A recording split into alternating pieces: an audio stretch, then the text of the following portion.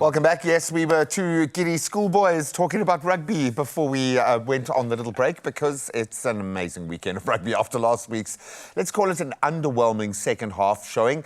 Coach Rassie Erasmus made several tactical and a few personnel changes and the Springboks responded in style. Your style is an understatement when you think about what happened because our boys in green and gold thumped Italy 45-0. That's 45-0 in GQ Mbecha, and despite playing much of the match with 14 men, we still showed up and made a statement. 13 at one point. 13 at one point. Let's say. Hey? I actually forgot because I was like, I'm sure by now we'd have 60 on them. We'd have 70 against them, and because we just seemed to be in that mood. We did. And when the likes of Edwell, when Makazole are closing in that way, when you've got players like that in the mix, and obviously Kanan on another level, but kudos to them for maintaining structure with a player off the field. And a pivotal player at that in Jasper, yeah. Absolutely, man. And if you think about that question of like what really impressed you out of this game, there's so many moments you look at. I mean, you were mentioning some of that like midfield play. We'll talk about it in a bit, but I really think this time around, the team that showed up, and it was a different team,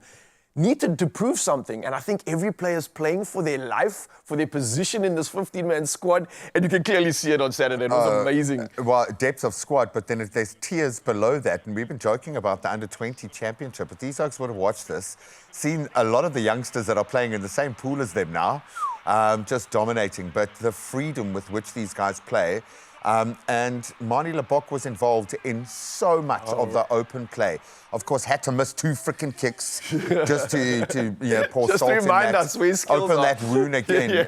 And this is a guy who actually has quite a good kicking record outside of every time he has to be put on the spot like that. He's a brilliant kicker, but I mean, his play on the field is clearly what we are That's why loving. he's there. Yeah. And the reason why he still gets chosen time and time again, and why he's proving to South Africa as to why he deserves to be in the team. This style of rugby that we played this weekend was incredible. Capitalizing on open play, taking a page out of New Zealand's book, taking a page out of Paul Roos's book. Well, we've got a wing at scrum half, okay? We've got 3 wings in the back line in every other position. Kane and Moody, absolutely amazing. I thought Williams was phenomenal as a scrum half. But when you've got speedsters like that, you've got to have the freedom to let them, kind of excel or express. Yeah, let them do their thing. They've got to be able to do that, but you can't lose your structure in that. And defensively, we were great. Well, clearly, we were on the money. Do you not see what happened this weekend, G? And for me, it was such a perfect picture. Having the ability to have a backline that can play so freely is only dependent on those forwards doing their job. If they can be positive at the breakdown, if they can get their hands in, like Malcolm Marx was doing, constantly turning that ball over, it allowed the backline to then have that trump card of, hey, boys, they're giving us free reins to play here. Let's go. And wow, what a sight when they get to go. Yeah, and the pivots look good. And I like that Mani kind of represents a province style of backline play, which works when you've got the speedsters like that. Kane and Moody, though, being played at centre, obviously one of the big mind games that Rassie was playing with. Absolutely brilliant. Yeah. He's got the physicality to carry it up, but his ability and his time on the ball.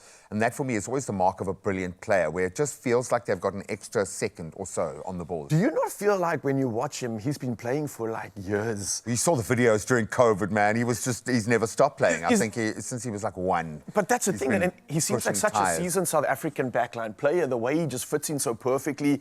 It's like he's been molded for this position for years to come, clearly. Yeah. And he fits in so well with the entire system, with the entire dynamic. It's like he's meant to be there. Oh, completely. And this is why you need the likes of Willie Leroux in that training squad. On the field, he was great. What did you make of Willie, though, with regards to that 100 test cap? He was Willie. He always looked so stressed out, like the hopes and dreams of the nation are on his shoulders, which, I mean, yeah, it's partly true whenever you put the green and gold on, but he was great. There were no errors. He, maybe didn't express himself to the extent that some of the youngsters did. Yeah. But I don't think he went out there with anything to prove. I think he was like, okay, I need to fill in these blanks. And when you are a player down, I'm sorry, you've got to have extra eyes at the back. You've got to have a better look. With that being said, did you think it was a red card? No, this is the same thing I was going to ask you, because obviously the red card was based on the fact that it was intentional, it was malicious.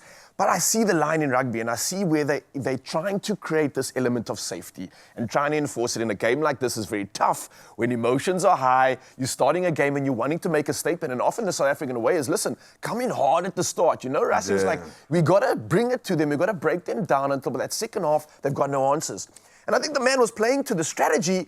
It just maybe didn't come off across the way he Well, wanted. ultimately, I'm biased, and I kind of felt like after our little short free kick to open the match with, the ref was like, okay, well, I will show you who's in charge of the rules of rugby. Could be true. It just kind of felt like that, and I know it's not the case. I know referees are completely objective and they don't play it that way, but it just, it kind of felt like every now and then Rassie maybe pokes the beehive. I think so, man. But listen, obviously unfortunate with that, but we still did show up. For me, though, what really stood out, let's talk about this. What was happening in the game when were just random scrums appearing out of nowhere, lineouts coming out of nowhere? Like, what was going on? We've swapped everyone around. Everyone can play anywhere. Andre Esterhuizen can play at 7 if you want. And that's obviously a sign of the game now. It is going to be a lot more open. You're going to have utility players playing on another level. And this is why I fear America. Because when you enter into a new phase of skills development, and they've got the kind of resources, and they're going to steal all of our young rugby players with good money and college degrees, it's terrifying where rugby is going to go over the next 10 years when you look at the baseline that has been set. It's changing. It is changing, and maybe that's not a bad thing. No, not at all. If you look at the talent that we have in South Africa, you look at the under-20s, your rugby's looking good in this country, and maybe we've got some players to spare for the rest of the world, like G-Man said. So we might see our talent moving abroad, but for now... No more to Ireland, though. Yeah, no more to Ireland. For now, we're celebrating South Africa, and also ahead of the game against Georgia. It's looking good indeed. Saf and G-Man will definitely be talking more sport, because it's not just the ruggers, it was also the Wimbledon, and what a match. But we'll get to that in just a bit.